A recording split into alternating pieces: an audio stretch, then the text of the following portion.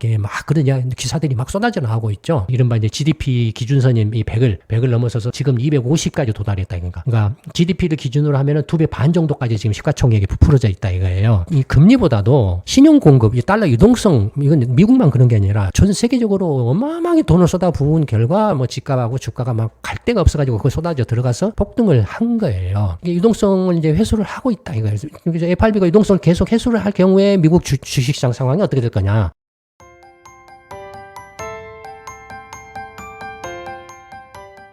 네, 안녕하십니까. 김광수 경제연구소의 김광수 소장입니다. 오늘은 미국의 주식시장의 거품 논란에 대해서 말씀을 드려볼까 합니다. 먼저 말씀을 드리기 앞서서 앞전에도 소개 말씀드렸습니다만 경제간담회 개최를 하고자 합니다.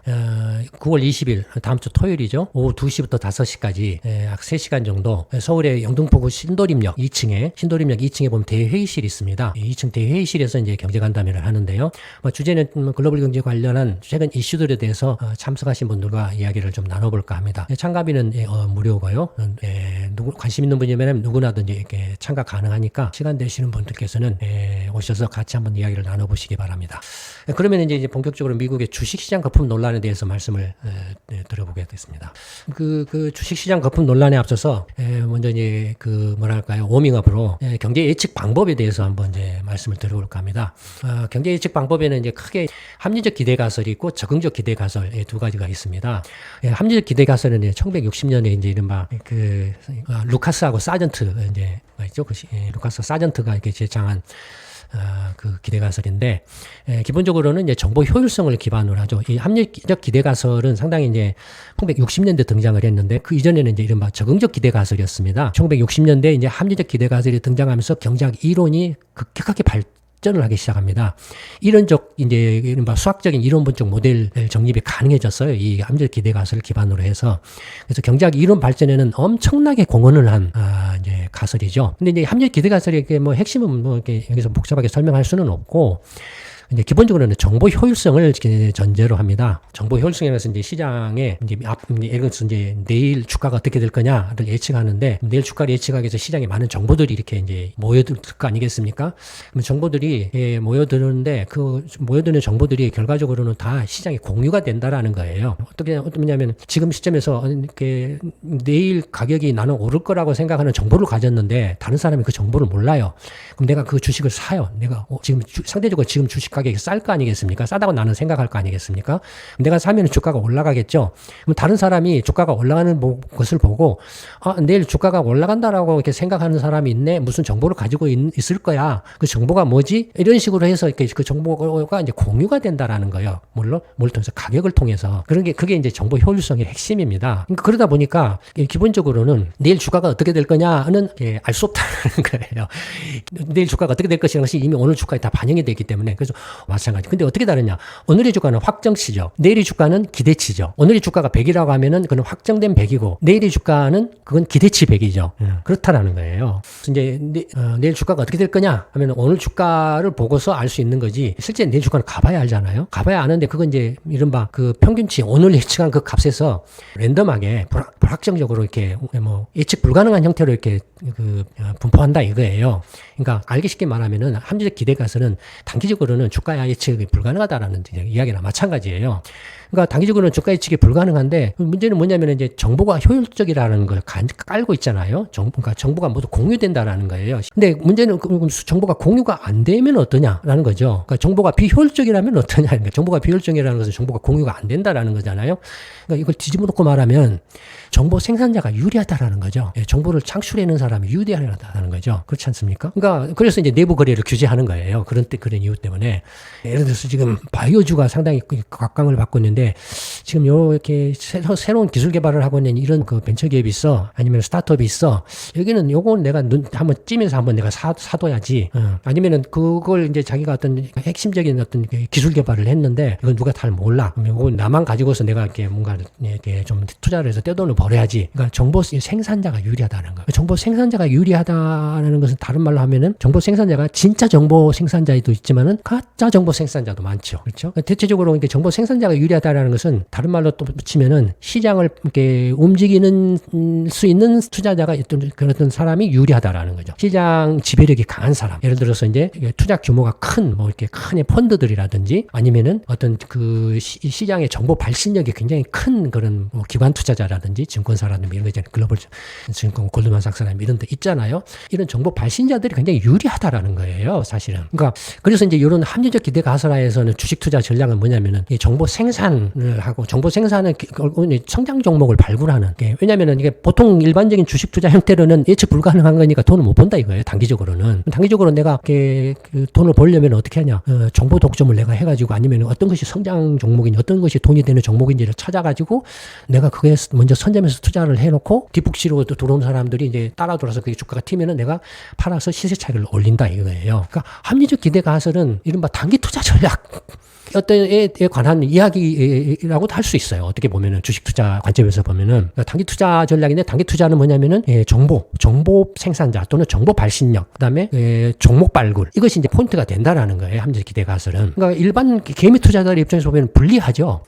큰 손이나 헤지펀드나 아니 큰 펀드들 있잖아요. 뭐 오렌 버핏 같은 그런 큰 펀드들이나 뭐 아까 말씀드린 골드만삭스라든지 뭐 이런 데들이 절대적으로 유리하겠죠. 이런 그런 데들이. 이건 돈 많이 벌잖아요. 그런 데들이. 그러니까 이제 그 함정 기대 가설이 이제 이런 거고. 그러니까 경제학 이론적인 측면에서는 굉장히 이게 기여 공헌을 많이 절대적인 공헌을 했지만, 주식 투자 입장에서 보면은 사실 어떻게 보면 불공정한 게임이죠. 일반 개미 투자자 입장에서 보면은 불리해요. 반면에 이제 적응적 기대 가설이라는 건 뭐냐면은 이제 과거 경험에 기반한 추세 분석이에요. 과거에 이제 예를 들어서 집값이 이렇게 계속 올랐는데 지금까지도 몇십 년 동안 집값이 계속 올랐는데 앞으로도 계속 오를 거겠지라는 거죠. 지금까지도 집값이 몇십 년 동안 계속 올랐는데 지금 이제 앞으로 집값이 뭐 꼬꾸라지겠어?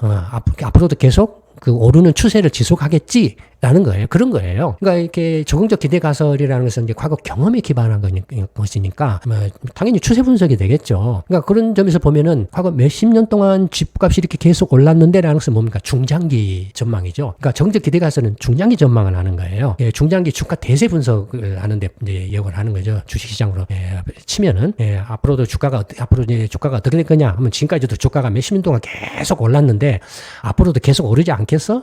그러니까 주가가 꼬꾸라질 일은 없을 거야. 그러니 지금 주식을 사두고 그냥 한 3년이고 5년이고 묻어두면은 많이 올라있겠지라는 그런 거죠. 그러니까 중장기 투자 전략이죠. 이 적응적 기대 가설은. 합리적 기대 가설은 단기 투자 전략이라고 하면은, 적응적 기대 가설은 중장기 투자 전략인 거예요. 그러니까 이제 적응적 기대 가설은 뭐냐면은 기본적으로 뭐냐면은 이제 과거에 또 주가가 계속 올랐고, 과거에 또 예를 들어서 경제가 계속 이제 성장을 해왔는데 앞으로도 경제가 계속 성장을 하겠지라는 거잖아요. 근데 문제는 뭐냐면은 이제 과거에도 지금까지도 경제가 계속 성장을 해왔다라는 것은, 지금까지도 경제가 계속 성장하려는 그 패러다임, 틀을 분석을 한다라는 거예요. 이 패러다임이 앞으로도 계속 유지가 된다라는 거예요. 지금까지 계속 경제가 성장해오고 주가가 상승해온 그 패러다임이 앞으로도 계속 유지될 거라는 거예요. 그래서 계속 오르고 경제가 계속 성장한다라는 거예요. 근데 이런 경제 패러다임 분석을 기반으로 하는데, 문제는 뭐냐면은 이 대세 변곡점을 예측하기 힘들다라는 거예요. 여러분들 이제 주식 투자 경험해 보신 분들은 다 아시겠지만, 주식을 사고 파고 하잖아요. 뭐 어떤 사람은 이제 합리적 기대 가설에서 정보라든지 종목을 잘 발굴해가지고 돈을 번 사람도 있지만, 아마 제가 볼 때는 개미 투자자 이런 그 단기 투자 매매하는 사람들은 태반은 상당히 많이 이렇게 돈을 이렇게 적게 벌거나 아니면은 못 벌거나 손해 본 사람들이 많을 거예요. 왜? 결정적인 요인이 뭡니까? 대세 변곡점이 발생했을 때, 경제가 꼬꾸라졌을 때, 완전히 이제 주가가 이렇게 급락해가지고 가버리는 거죠. 그러니까 그 대세 변곡점을 예측하기가 상당히 어렵다라는 거예요. 이 적응적 기대 가설이라면은 기본적으로 경제 패러다임 분석을 바탕으로 하는데, 이 패러다임 분석에는 대세 변곡이 일어난다라는 걸 예측할 수가 없어요. 분석을 해낼 수가 없어요. 왜냐면 그때 가봐야 알거든요. 적응을 하는 거기 때문에, 과거부터 지금까지의 경험을 기반으로 한 거기 때문에 앞으로 어느 점에서 이렇게 변곡점이 이렇게 꺾이는 점이 발생할지 그 타이밍을 잡을 수가 없다라는, 예측할 수 없다라는. 근데 적응적 기대 가설에 이제 이 기반의 주식투자 대표적인 뭡니까? 차트 분석가들이죠. 뭐 15일 이동평균선, 30일, 뭐 60일, 뭐 90일, 뭐 이런 것들이 있잖아요. 차트 분석가는. 또는 펀더멘털 분석 같은 것들이 있죠. 펀더멘털 분석이 이제 경제 패러다임 분석 같은 건요. 기업의 펀더멘털을 분석해서 이 기업은 굉장히 우량한 기업이 앞으로 3년 안에 이 스타트업이라든지 이 벤처기업은 3년 안에 5년 안에 대박을 터뜨릴 거야. 그런 펀더멘털 분석한다든지 아니면은 지금 경제가 상당히 좀 이제 변곡점에 와 있어 앞으로 꺾일 것 같아. 그러니 지금 이제 주식 투자를 좀 조심하는 게 좋겠어. 좀 팔아두고 이렇게 숏포지션을 가져가는 게 좋겠어. 채권 쪽으로 간다든지 아니면은 뭐 안전자산으로 간다든지 뭐 하는 게 좋겠어. 아니면은 앞으로 이렇게 경제가 더 이렇게 성장을 계속 할 것 같아.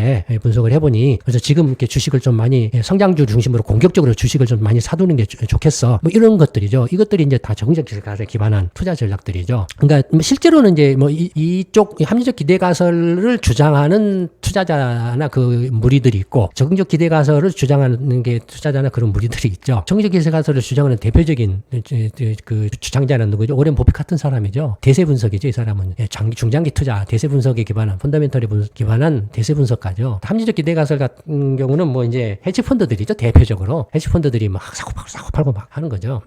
근데 어느 쪽이 더 이렇게 수익이 높았는지는 그 헤지 펀드하고 실제로 이제 그 이런 그 장기 투자 전략하고 비교를 해보는 그런 것들이 경우가 많이 있잖아요. 해봤더니 이제 그 오렌 버핏이 이제 버크셔 해더웨이 쪽에서 이제 예전에 내놓은 것들이 이제 우리가 더 훨씬 더 수익률이 높았다. 단기 전략보다도 이게 사고 팔고 한 전략보다도 중장기 투자 전략, 대세 분석에 기반한 투자 전략이 훨씬 수익성이 높았다. 뭐 그런 주장을 하고 있죠. 뭐 어느 쪽이 맞는지는 이제 뭐 여러분들 각자 한번 생각을 해보시기 바랍니다. 근데 이제 구체적으로 미국의 주가가 이제 거품이냐 아니냐에 대한 논란이 많이 있죠. 뭐 올해 들어가지고 뭐 월스트리트 저널이라든지 일본경제신문, 파이낸셜 타임즈 최근에는 뭐 블룸버그까지 막 해가지고 미국의 이제 AI 지금 주가가 너무 거품이야. 그래서 거품이 꺼질 거야. 이렇게 막 그러냐 기사들이 막 쏟아져 나오고 있죠. 그래서 이제 조금 이렇게 주춤하는 그런 모습들을 보고 있는데 그래서 이제 뭐 다우지수 같은 경우도 지금 한 작년부터 이렇게 올해까지 거의 한 44,000, 45,000포인트 전후로 해서 거의 정체하고 있죠. 1년 남짓 이렇게 횡보하고 있죠. 안 오르고.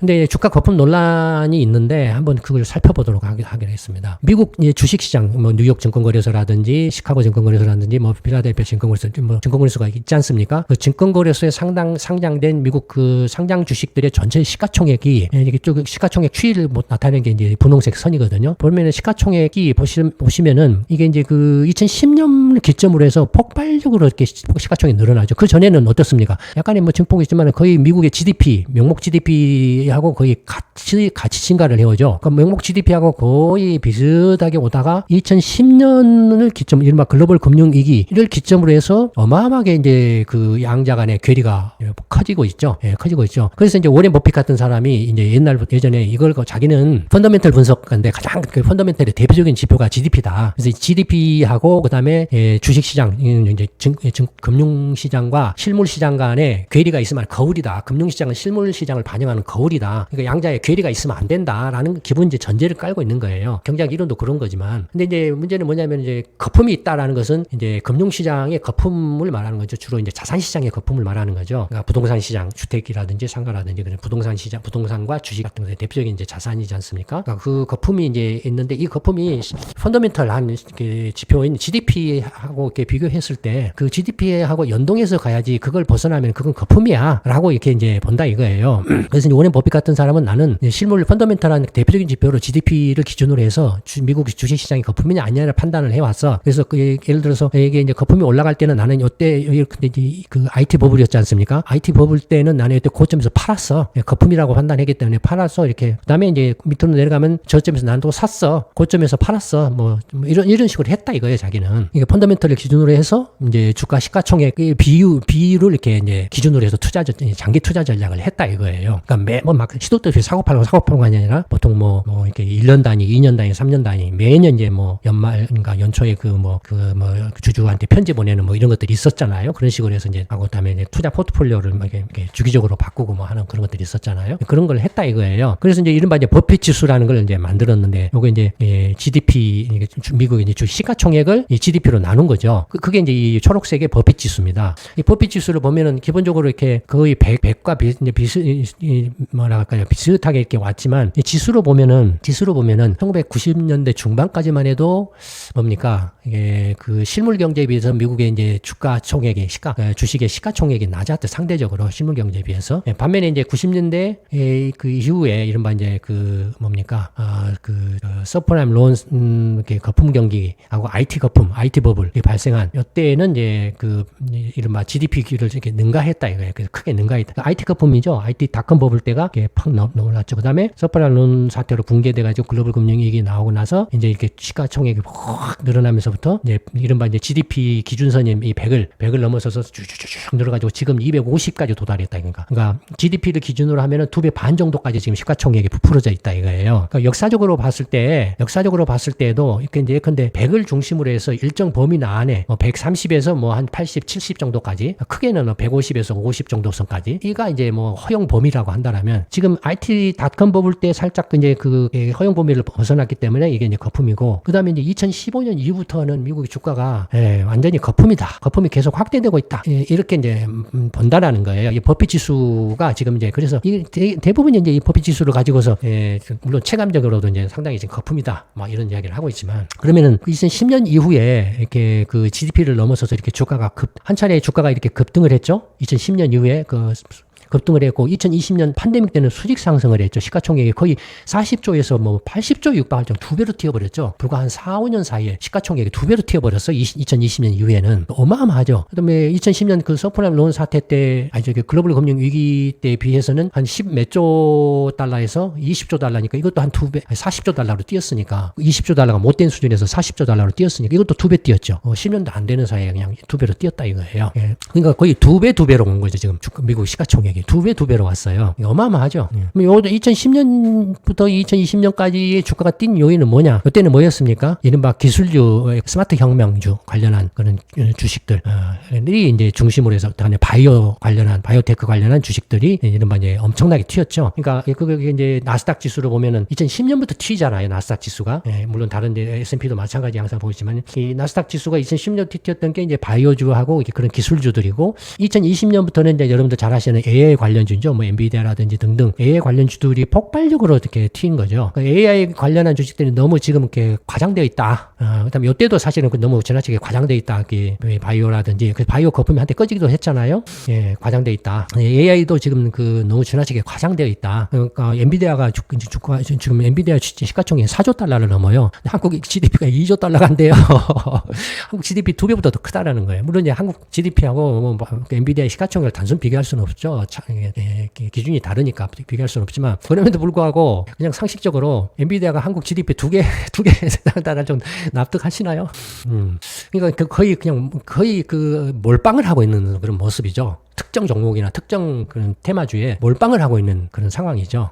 그러니까 그래서 이제 S&P 지수 같은 거나 나스닥 지수 같은 걸 보면은 예를 들어서 추세선으로 보면은 적응적 기대 가설 입각에서 봤을 때 추세선으로 보면 이제 예전부터 1980년대부터 이렇게 쭉 이렇게 추세선으로 보면은 명백히 2010년 이후에 거품이다. 아니야. 2010년 이후부터 미국 경제의 틀이 바뀌었어. 구조가 변화됐어. 펀더멘털이 바뀌었기 때문에 경제의 그 패러다임 변화를 반영해서 이렇게 다시 이렇게 기준선을 그어야 돼. 이렇게 기준선을 그었을 때 2010년대에는 거품이라고 볼 수가 없어. 근데 이 기준선으로 봐도 2020년 이후에는 거품이다 이거예요. 아니야. 2020년대는 또 팬데믹 이후에는 또 새로운 그 패러다임 변화가 있었어. 패러다임 변화로 인해서 이렇게 바뀌었기 때문에 기준선을 그어야 돼. 큰다고 해도 사실은 거품이에요. 단순하게 동적 기대 가설 입각에서 평가를 했을 때도 그러니까 어느 선으로 본다고 해도 상당히 이제 거품일 가능성이 매우 높다. 그래서 이제 그 주가 조정이 상당히 크게 올 가능성이 있다라고 주장하는 사람들도 있어요. 미국의 주식 시장이 상당히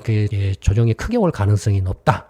근데 주가 조정이 만약에 온다면 뭐 때문에 오겠습니까? 첫째는 스스로 투기 거품이 스스로 꺼져서 오는 경우가 있고 하나는 이제 미국의 펀더멘털인 대표적인 미국 경제 성장률이라든지 기업 실적이라든지 이런 것들이 특히 이제 그 테마주와 관련된 기업 실적 뭐 AI 관련주들의 기업 실적이 생각보다 그렇게 뭐 좋은 게 아니라든지 드러났을 경우에는 굉장히 이제 큰 폭으로의 어떤 주가 조정이 일어날 가능성을 배제할 수 없다. 뭐 이제 이런 이야기들을 하고 있는 거죠. 근데 이렇게 주가가 2010년 이후에 과거에 이제 예전에 비해서 예전 추세에 비해서 그 실물 경제 펀더멘털에 비해서 주가가 이렇게 2010년부터 이렇게 폭발적으로 이렇게 뛴 것은 그러니까 주식 시가총액이 폭증한 이것은 주가 상승에 기인한 거죠. 주가 상승에 기인한 거죠. 그러면 주가가 왜 이렇게 뛰었느냐?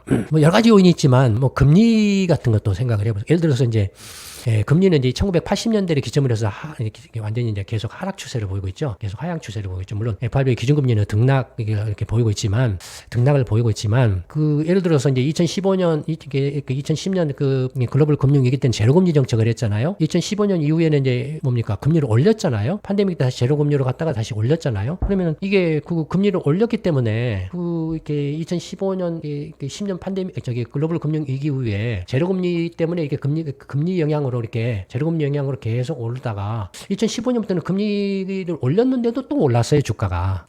그다음에 2020년 이후 팬데믹 이후 때는 금리를 이렇게 올렸다가 내렸다가 올리면서 꺼졌다가 다시 이제 금리가 지금 이제 오른 상태잖아요. 오른 상태 좀 내려가는 상태이긴 하지만은 그래도 오른 상태잖아요. 오른 상태인데 더 폭발적으로 이렇게 주가가 이제 폭등을 했어요.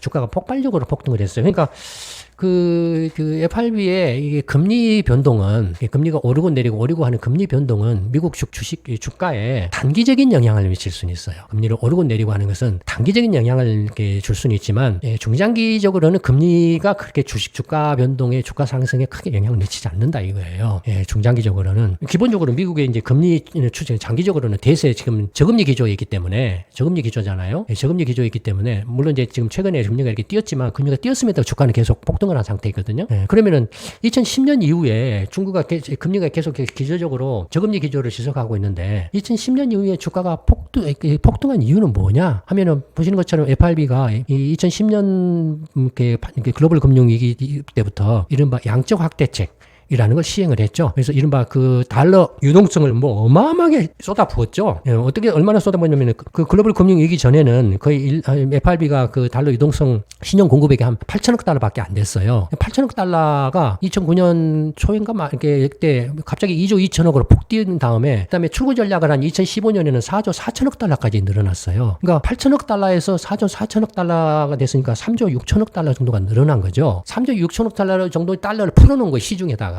이때 FRB 부장이 누구였습니까? 버냉키 씨였죠. 버냉키 씨는 어떤 사람이죠? 대표적인 통화론자죠. 통화론 가지고서 이렇게 노벨 경제학상도 받고 있는데 이른바 헬리콥터 머니를 주장을 했죠. 경제가 완전히 이제 폭망한 상태에서는 돈을 막 뿌려대야 된다. 그래서 이렇게 유동성 위기가 발생한 거니까 돈을 막 뿌려대야 된다라고 이제 주장을 하고 금리도 제로 금리로 내리고 헬리콥터 머니로 해가지고 돈을 막 뿌려낸 거죠. 그래서 3조 6천억 달러나 되는 달러를 막 풀어낸 거예요. 이 당시로 보면은 거의 상상을 초월한 정도죠. 근데 이 통화론은 경제학 이론에서 이게 마이너 이론이에요. 메이저 이론이 아니에요. 미시경제하고 거시경제의 메이저 이론, 미시경제하고 거시경제 이론이지 않습니까? 통화론은 이렇게 마이너 이론이에요. 그러니까 주류가 아니에요. 그러다 보니까 이걸 뭐라고 말했습니까? 양적 확대책을 퀀티테이티브 이징을 비전통적 통화 정책이라고 그랬잖아요. 전통적인 경제학 이론이 아니다라는 거예요. 비전통적인 방법을 썼다라는 거예요. 비전통적인 방법을 써서 돈을 막 풀어내서 3조 6천억 달러를 이렇게 이제 유동성을 늘렸다라는 거예요. 토탈 4조 4천억 달러니까. 금융위기 전에 8천억 달러를 빼면 3조 6천억 달러인데 만약에 이걸 두 바퀴 돌리면은 이제 이게 3조 6천억 달러만 시장에 나가겠습니까? 아니죠. 이제 은행을 통해서 나갈 거니까 FRB가 이제 국채라든지 주택담보증권 MBS를 막 사들였잖아요. 미국채하고. 그래서 국채하고 MBS 증권을 사들였기 때문에 장기금리도 확 떨어지잖아요. 하여튼 달러는 이제 시중으로 나가잖아요. 그럼 누구한테 이제 시장에서 샀으니까 주로 이제 금융기관들이 많이 이제 은행들이라든지 증권사라든지 이런 데를 통해서 프라이머리 딜러들을 통해서 그런 국채나 MBS를 사재했기 때문에 그런 쪽을 통해서 이제 갔겠죠. 그러면 그런 은행들이나 이런 금융기관들이 어떻게 하겠습니까? 이거 이제 신용 창출을 하겠죠. 그러니까 3조 6천억 달러를 한 바퀴 돌리면 3조 6천억 달러. 두 바퀴 돌리면은 7조 2천억 달러. 세 바퀴 돌리면은 한 11조 달러. 이렇게 되겠죠. 두세 바퀴 돌리겠죠. 그러니까 어마어마한 이제 달러 유동성 신용이 창출되는 거예요. 거기서 그쳤냐? 이제 2015년 출구 전략하면서 일단 멈췄다가 팬데믹 일어나니까 폭발적으로 4조 달러 정도 약간 다시 회수하기 시작했다가 팬데믹 때 폭발적으로 늘려가지고 9조 달러까지 늘렸어요. 9조 달러까지. 4조 달러에서 9조 달러까지 그냥 순식간에 5조 달러를 늘려버린 거예요. 이 어마어마한 돈이 어디로 가겠습니까? 갈 데가 없잖아요. 결국에는 갈 데가 없으니까 대부분이 어디로 갔습니까? 부동산 시장과 주식 시장으로 갈 수밖에 없어요. 그건 다 인정을 하고 있어요. FRB도 무슨 다 인정을 하고 있어요. 근데 그래서 이제 버냉키 씨가 뭐라고 말했냐면은 헬리콥터 머니를 뿌리면은 지금 이제 실물 경제는 완전히 박살이 나 있기 때문에 이제 글로벌 금융 위기 발생해가지고 실물 경제는 박살이 난 상태이기 때문에 돈을 뿌린다 그래서 당장에 막 실물 경제가 죽었던 실물 경제 벌떡 일어나서 막 사람들이 막 소비를 하고 막 이러지는 않잖아요. 주택 가격도 이제 폭락을 해가지고 있는데 집도 안 팔리고 난리가 나 있는데 그다음에 다 차압당해가지고 막 난리가 나 있는데 그러니까 뭐라고 말했냐면은 웰스 이펙트를 주장을 했어요. 이른바 통화론자들의 기본 주장이 이론적 그 근거가 뭐냐면 웰스 이펙트예요. 돈을 헬리콥터 머니를 팍 뿌리면은 자산 효과가 발생한다라는 거예요. 돈이 이제 막 뿌리니까 그것이 자산 시장으로 가서 주식이나 부동산 등 자산 가격을 올린다라는 거죠. 그럼 자산 가격을 올리면은 내가 부자가 됐다라고 생각한다라는 거예요. 부자가 됐다라고 생각하면은 내가 그러면 이제 새로운 차를 한번 사볼까, 집도 하나 사볼까, 여행도 가볼까 하고 소비를 늘린다라는 겁니다. 그게 웰스 이펙트예요. 부의 이제 효과라는 거죠. 그러니까 본인 기자님 그렇게 말을 했어요, 실제로. 그런 부의 효과를 위해서 경기 부양을 한다라는 거예요. 그러면 그런 그 부의 효과가 그러니까 이제 그 이야기는 뭘 말합니까? 결과적으로는 실제로 미국의 주택 가격과 부동산 주식 가격을 확 띄운다라는 거잖아요. 그래서 자산시장 부양책이에요. 이른바 화폐 통화론자의 이렇게 주장은 이른바 주가하고 집값 부양책인 거예요. 기본적으로. 근데 문제는 뭡니까? 이 주식이나 집을 살 수 있는 사람은 어느 정도 여력이 있는 사람들이죠. 돈이 없는 사람들은 누가 돈이 없는 먹고 살기도 힘든데 주식이나 집을 살 수 있겠습니까? 택도 없죠. 그러니까 여력이 있는 사람들한테 돈이 들어간다 이거예요. 이 어마어마하게 풀어놓은 신용장 공급이 달러 유동성이 돈이 있는 사람들한테 들어간다 이거예요. 돈이 있는 사람들이 이제 주식이나 부동산을 왕창 사가지고 그래서 정말로 천문학적인 떼돈을 번다라는 거예요. 그럼 결과적으로 어떻게 되겠습니까? 말할 수 없는 극단적인 양극화가 심화되는 거죠. 실제로 영국 잉글랜드 은행의 그 이제 통화정책 분석 보고서를 보면은 이 글로벌 금융 위기 이후에 이 양적 확대책과 뭐 제로금리는 뭐 이렇게 차치하더라도 이 양적 확대책이 이 양극화를 굉장히 심화시켰다, 극단화시켰다. 특히 이제 없는 사람은 더욱더 이렇게 가난하게 만들고 있는 사람은 더욱더 이렇게 부자로 만드는 그런 게 폐해가 발생했다라고 지적을 하고 있어요. 그러니까 이건 뭐 그 영국 잉글랜드 은행뿐만 아니라 뭐 다른 뭐 이렇게 FRB 내에서도 그런 이제 보고서들이 있었죠. 그러니까 뭐 어떤 하여튼 버냉키 의장의 이제 주장은 그거였다 이거예요. 그러니까 어떤 자산 가격을 띄움으로 인해 가지고 왜냐면 이제 글로벌 금융위원회에서 주식시장도 폭락하고 주택 가격도 폭락을 했으니 이 주식시장 주택 가격 주가하고 집값을 다시 이렇게 띄워야 경제가 이렇게 정상화된다라고 생각을 했겠죠. 그래서 이제 그걸 띄우는 방법으로 이렇게 이제 달러 유동성을 막 쏟아 부어준 거다. 헬리콥터 머니를 내세워가지고 유동성을 쏟아 부어준 거다라는 거죠. 근데 문제는 뭐냐면 이 헬리콥터 머니가 이게 적정하냐, 적정했느냐 하는 뭔가 하고, 그 다음에 과연 이것이 길게 봤을 때 미국 경제에 또는 세계 경제, 주요국 경제들의 어떤 중장기적인 펀더멘털한 안정적인 성장에 어떤 도움이 됐느냐라는 관점에서 본다라면 논란의 여지가 상당히 크다고 봅니다, 저는. 이 정책이. 왜냐면은 예를 들어서 그 거품이 꺼져서 타격이 컸다라고 하면은 그 타격을 어느 정도 감내를 하고 조정하는 국면을 거치는 게 어떤 면에서 보면은 사람 몸도 마찬가지잖아요. 아프면은 그 어느 정도 이렇게 아픈 것을 이렇게 병을 견뎌내는 게 면역을 키우는 거잖아요. 면역을 내성을 키워줘야 이제 어느 정도 이렇게 웬만한 질병에도 이렇게 끄떡없이 건강함을 유지할 수가 있는데, 이게 큰 병에 걸렸다라고 쳐서 이제 수술을 했다라고 하지만 과연 이런 그 수술이 정상적인 어떤 그 허용 범위 내에 수술이었느냐라고 본다라면은 상당히 조금 이렇게 의문이 간다 이거예요. 여기에 대해서는 뭐 여러 가지 논란들이 있는데 하여튼 그렇다. 그래서 이 금리보다도 신용 공급, 이 달러 유동성, 이건 미국만 그런 게 아니라 유럽 중앙은행도 뭐 엄청나게 돈을 쏟아부었죠. 일본 은행도 어마어마하게 돈을 쏟아부었죠. 중국 인민은행도 돈을 막 쏟아부었죠. 그러니까 전 세계적으로 어마어마하게 돈을 쏟아부은 결과 뭐 집값하고 주가가 막 갈 데가 없어가지고 그거 쏟아져 들어가서 폭등을 한 거예요. 돈이 쏟아져 들어간 거예요. 근데 이제 FRB 달러 유동성 공급이 어떻게 됐냐면은 9조 달러에 도달했다가 2022년부터 회수를 하기 시작을 해요. 그래가지고 지금 한 6조 6천억 달러까지 줄었어요. 그러니까 한 2조 4천억 달러를 지금 이제 회수를 한 거죠. 달러를 이렇게 회수를 한 거죠. 미 국채를 팔고 MBS 증권도 팔고 해가지고 지금 달러를 회수를 하고 있죠. 아주 빠른 속도로 달러를 회수를 하고 있어요. 달러를 이렇게 미 국채도 팔고 달러를 회수를 하고 있으니까 어떤 상황이 벌어졌습니까? 지금 미 국채 시장이 동의하고 있는 이유가 국채가 이게 불안정해지고 있는 이유가 이런 거죠. 이것 때문에 불안정해지고 있는 거죠. FRB나 이런 데서 이제 팔아채기고 있으니까. 물론 최근에는 이제 파는 속도가 조금 둔화되고는 있지만 국채 시장이 불안정하고 미국 경제 불확실성이 트럼프 이제 이기 정부 출범하면서 이제 불확실성이 커지니까 속도 조절을 좀 하고는 있지만, 그러니까 이런 것들이 유동성을 이제 회수를 하고 있다 이거예요. 그래서 FRB가 유동성을 계속 회수를 할 경우에 미국 주식시장 상황이 어떻게 될 거냐. 그러니까 이게 나스닥 지수나 이렇게 S&P 지수 주가가 이렇게 2010년부터 이렇게 주주주주 폭발적으로 증가한 게 급등을 한 게 이 달러 유동성이 어마어마하게 쏟아져 들어왔기 때문에 그렇다. 근데 이제 지금 2022년부터 이렇게 지금 미국 주가가 지금 꼭지점에 도달해가지고 그게 지금 정체되는 모습을 보이고 있는 게 뭐냐면은 지금 금리 요인보다는 지금 달러를 지금 이렇게 FRB가 막 지금 이제 시중 달러를 막 회수를 하고 있다. 이 여파 이게 이제 앞으로 어떻게 작용을 할 거냐? 계속 FRB가 이 달러 이동성을 계속 회수를 한다라면 이제 이렇게 적정 수준이 어느 정도냐? 1차 이렇게 기준처는 뭐 4조 달러 선이겠죠. 적정 수준은 뭐 이제 1차는 4조 달러, 2차는 2조 달러 뭐 이런 식으로 가겠죠. 그다음에 3차는 궁극적으로는 예전에 8천억 달러 수준까지 뭐 생각해 볼 수 있는 수준은 그 정도 수준 아니겠습니까? 4조 달러까지 1차로 회수를 하고 2차로는 2조 달러까지 또 회수를 하고 3차로는 8천억 달러 수준까지 회수를 한다. 뭐 미국 경제가 정상적인 수준으로 되돌아간다고 하면 그러니까 아직도 미국 경제는 지금 그러니까 펀더멘털한 면에서는 미국 경제가 예를 들어서 이제 그 2010년에 글로벌 금융위기 서프라노 사태의 충격에서 벗어나서 이제 다시 정상 궤도에 들어왔다라고 하지만은 그 여전히 그에 비해서 이렇게 이제 뭐라 할까요? 그 달러 유동성은 넘쳐나기 때문에 지금 그 넘쳐나는 유동성 때문에 이렇게 주가나 집값이 폭등을 하고 있다. 뭐 이런 거고. 근데 이제 그 유동성을 흡수를 하게 되면 앞으로 어떻게 될 것인가? 그러니까 버핏 지수가 이렇게 펀더멘털한 기준, 이른바 이렇게 대세 기준의 어떤 추세선에 비해서 이렇게 지금 주가 거품이라고 볼 수 있을 정도로 이렇게 급등을 하는 그런 상황인데 이것이 뭐 어떤 요인에 기인한 거냐? 유동성 공급에 기인한 거고 이제 그 유동성이 앞으로 계속 줄어든다라고 했을 때 FRB가 유동성을 흡수한다라고 했을 때 미국의 주가가 과연 어떻게 될 것인가?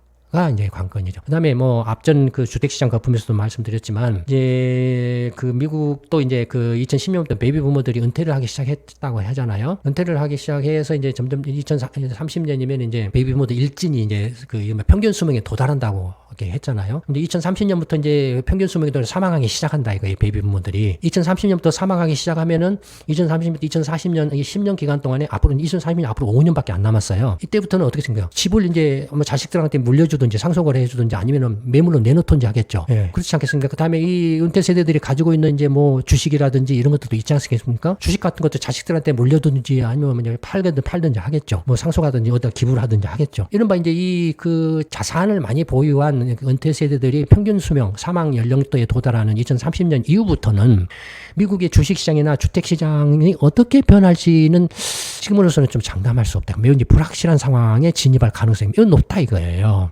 또 이게 베이비 부모 세대들이 2010년부터 이제 은퇴하면서 어떻습니까? 연금을 받아줬잖아요. 연금을 받아 생활을 하기 시작하잖아요. 그럼 이 연금들이 어떻게 하겠습니까? 이 연금들이 이제 주식을 보유하고 있는 주식이나 채권을 팔아서 연금을 줘야 되겠죠. 계속 이제 인구가 늘어나서 연금을 이제 이렇게 연금 이제 보험료 납부를 받아서 이렇게 주는 연금보다 걷어들인 이렇게 연금 보험료가 많으면은 연금이 재정이 안정적으로 유지되겠죠. 근데 어떻습니까? 미국은 인구는 지금 멈추었다고 그랬잖아요. 뭐 이제 저출산 고령화가 되기 시작했다고 그랬잖아요. 미국도. 그러면 어떻게 됩니까? 미국도 이제 연금 재정에 이제 불안정 문제가 이제 부각이 될 수밖에 없어요.